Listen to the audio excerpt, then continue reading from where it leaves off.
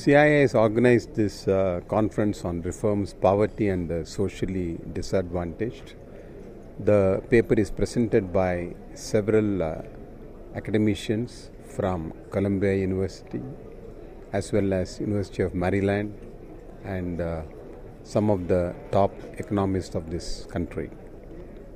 India has been pushing for liberalization since 1991, and most of the industry bodies have been looking at shifting India's economy towards market economy, as well as reduction in tariffs for in line with the other parts of the world.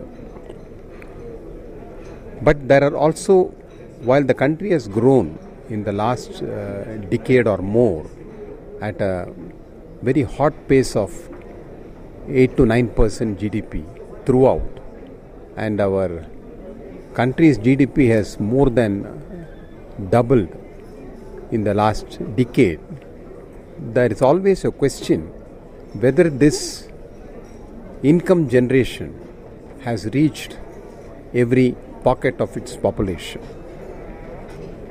There are some concerns that maybe the growth has excluded some parts of our population, mainly the SC, ST, and maybe to some extent the OBCs, and also created urban-rural divide.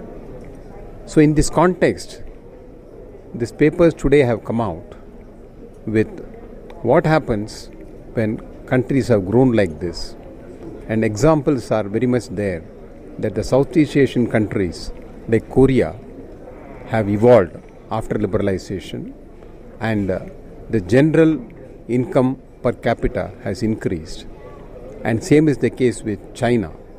So the papers have proven that there has not been a great inequality and a greater divide in poverty or increase in poverty because of trade liberalization.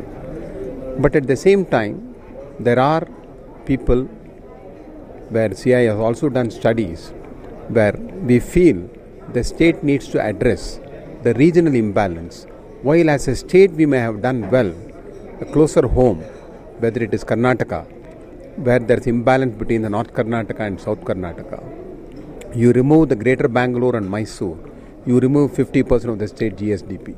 So whether growth has really reached the last part needs to be really re-stressed, and maybe the government has to work more towards inclusive growth in the regional setting so that the regional imbalance are reduced. Same thing is the case with Maharashtra when you go to the Vidarbha region and other part. Same is the case with Telangana as well as Andhra. So the very fact that you are seeing this kind of agitated minds in these states is because the regional imbalances are